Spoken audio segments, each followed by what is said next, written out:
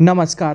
प्रभा साक्षी podcast में आप सभी का स्वागत है। आज के इस पॉडकास्ट में हम बात करेंगे ज्ञानवापी मामले की और समझेंगे कि कैसे अगर दोनों पक्ष कोर्ट के बाहर इस मुद्दे को सुलझा ले तो देश की एकता और मजबूत होगी। तो आइए सुनते हैं आज के इस पॉडकास्ट को। लेकिन उससे पहले अगर आपने हमारे चैनल को सब्सक्राइब नहीं किया है तो ज़रूर कर ले, ताकि हर रोज़ आपको ऐसे ही इंटरेस्टिंग और जानकारीपूर्ण पॉडकास्ट मिल सके।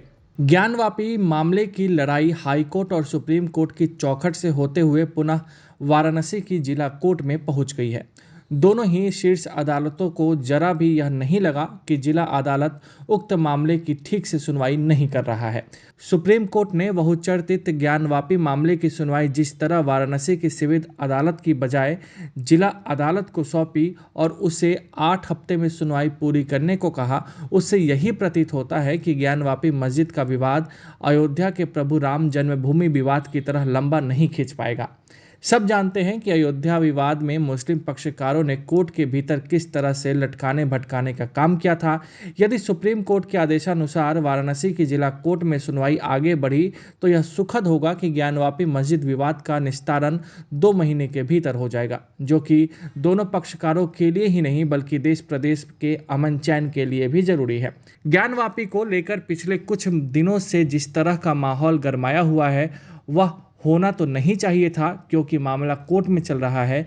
कोर्ट का फैसला जब आएगा तब आएगा। इससे पहले ही दोनों ही पक्षों के लोग और समर्थक अपने अपने खोखले और आधे अधूरे ज्ञान एवं दावों के बल पर अपना फैसला सुनाने लगे हैं। आश्चर्य होता है कि एक तरफ सुप्रीम कोर्ट तक ने यह कह दिया है कि पूजा स्थल कानून 1991 किसी धार्मिक स्थल के धार्मिक स्वरूप का पता लगाने पर रोक नहीं लगाता है, तब भी ओवैसी जैसे नेता 1991 के पूजा स्थल कानून के उल्लंघन का ढिंढोरा पीटने से बाज नहीं आ रहे हैं। वहीं ज्ञानवापी मस्जिद को लेकर जारी विवाद के बीच इत्तेहाद ए मिल्लत काउंसिल के प्रमुख मौलाना तौकीर रजा जैसे लोग अपनी कौम को भड़काने में लगे हुए हैं और ज्ञानवापी विवाद के बीच मुसलमानों से जेल भरो आंदोलन चलाने का आह्वान करते हुए ये कह रहे हैं कि हर जिले में 2 लाख मुसलमान अपनी गिरफ्तारी दें।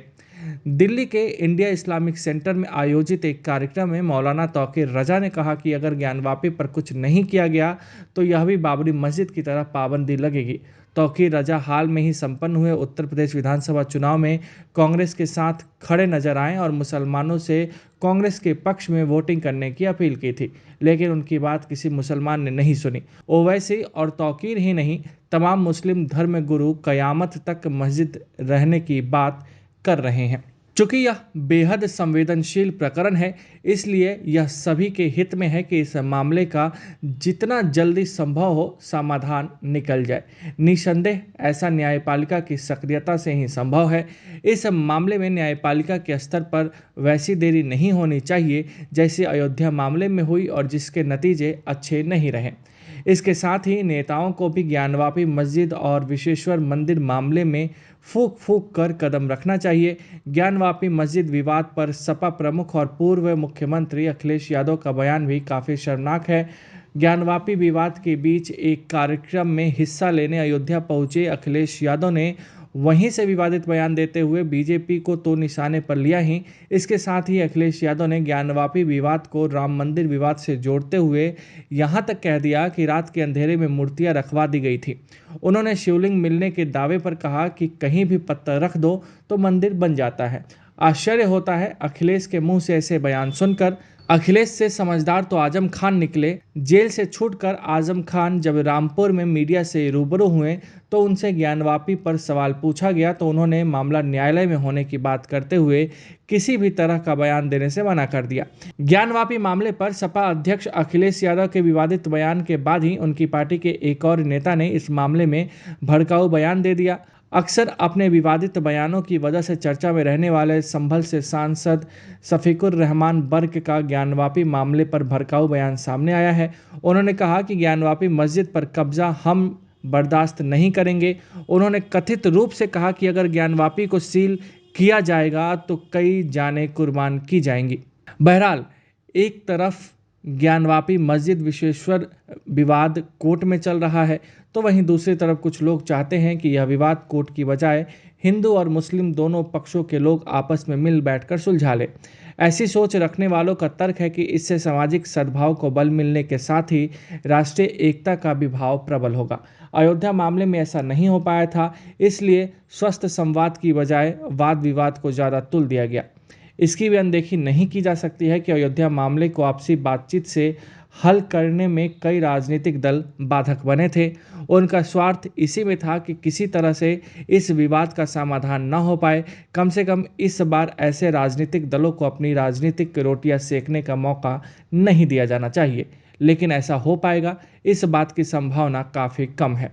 खैर, यह सच है कि काशी का ज्ञानवापी प्रकरण अयोध्या मामले से भिन्न है और इसके संदर्भ में 1991 में बनाए गए धर्मस्थल कानून को भी रेखांकित किया जा रहा है, जो कहता है कि सभी धार्मिक स्थल उसी स्थिति में रहेंगे जिसमें वे 15 अगस्त 1947 को थे।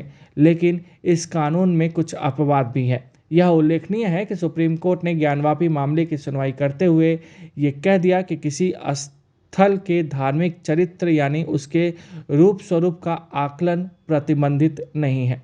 इससे यही स्पष्ट होता है कि सुप्रीम कोर्ट ने वाराणसी की सिविल अदालत के उस फैसले को सही पाया है जिसमें उसने ज्ञानवापी परिसर के सर्वेक्षण का आदेश दिया था। यहाँ तक बता देना जरूरी है कि सुप्रीम कोर्ट की तरह से इलाहाबाद उच्च न्यायालय ने भी वाराणसी की सिविल कोर्ट के आदेश पर रोक लगाने की कोई ज़रूरत नहीं समझी, और वह भी तब जब उसके समक्ष 1991 के धर्मस्थल कानून का संदर्भ दिया गया था। अब जब सुप्रीम कोर्ट ने यह स्पष्ट कर दिया है कि धर्मस्थल कानून किसी स्थान के धार्मिक चरित्र के आकलन पर पाबंदी नहीं लगाता, तब फिर सवाल यही उठता है कि यदि ज्ञानवापी परिसर अथवा इसी प्रकार के अन्य धार्मिक स्थलों का सर्वेक्षण ऐसे किसी नतीजे पर ले जाता है कि वह वैसा नहीं जैसा दावा किया जा रहा है, तो क्या उसकी अनदेखी कर दी जाएगी? वास्तव में यह जरूरी सवाल है जिसका जवाब सामने आना ही चाहिए। कुछ लोग तो यहाँ तक कहते हैं कि अभी भले ही 5 हिंदू महिलाओं ने श्रृंगार गौरी माता की पूजा अर्चना की इजाज़त मांगी हो, लेकिन अब यह मामला इन महिलाओं के हाथ से निकलकर अन्य लोगों के हाथ में पहुंच गया है, इसलिए अब ज्ञानवापी को विश्वेश्वर मंदिर की धरोहर मानकर हिंदुओं को इसे सौंपने की भी मांग शुरू हो जाएगी। कुल मिलाकर कोर्ट से ज्ञानवापी के भीतर स्थित मां श्रृंगार गौरी की मूर्ति की पूजा करने की 5 हिंदू महिलाओं की मांग से शुरू हुई दावेदारी की लड़ाई आगे चलकर ज्ञानवापी के स्वामित्व तक भी पहुंच सकती है। आज के लिए इतना ही। अगले पॉडकास्ट में किसी अन्य मुद्दे पर देंगे आपको विस्तृत जानकारी। तब तक जुड़े रहिए प्रभा साक्षी के साथ।